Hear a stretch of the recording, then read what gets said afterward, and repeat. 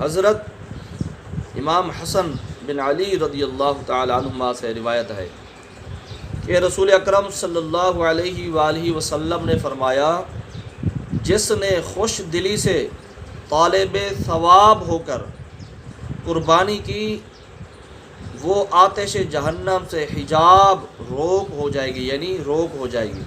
یعنی جس نے ثواب کی نیت سے اور خوش دلی سے، اپنے اوپر بوجھ سمجھ کر نہیں، خوش دلی سے خوش ہو کر جانور کو ذبح کیا، پیسہ خرچ کیا، جتنا اس کو اللہ تبارک و تعالی نے طاقت دی اس کے مطابق جانور خریدا، اور اس جانور کو اللہ تبارک و تعالی کی بارگاہ میں پیش کیا، اس کو ذبح کیا، قربانی کی، اور نیت کیا تھی؟ ثواب، لوگوں کو دکھانا مقصود نہیں تھا کہ لوگ دیکھیں گے بھی اس نے بڑا جانور ذبح کیا، ثواب کی نیت تھی۔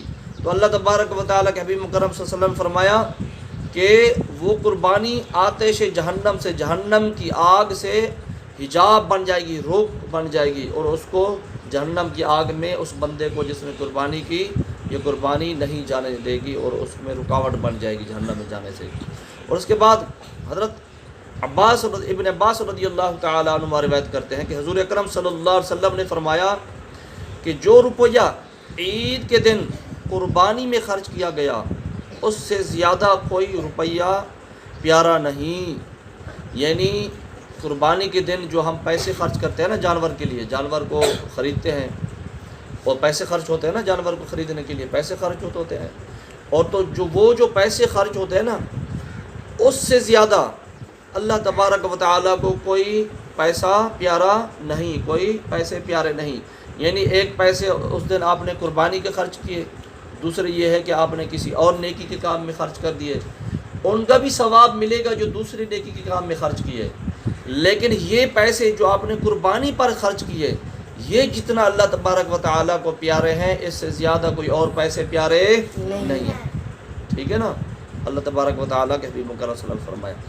اسی طرح حضور اکرم صلی اللہ علیہ وسلم کی حدیث مبارکہ ہے، حضرت ابو ہریرہ رضی اللہ تعالیٰ عنہ روایت کرتے ہیں کہ حضور اقدس صلی اللہ علیہ وسلم نے فرمایا، جس میں وسعت ہو اور قربانی نہ کرے، یعنی جو قربانی کرنے کی طاقت رکھتا ہے، اس کے پاس پیسے ہیں قربانی کرنے کے پیسے ہیں، لیکن اس کے باوجود بھی وہ قربانی نہ کرے، تو نبی پاک صلی اللہ علیہ وآلہ وسلم نے فرمایا وہ ہماری عید گاہ کے قریب نہ آئے۔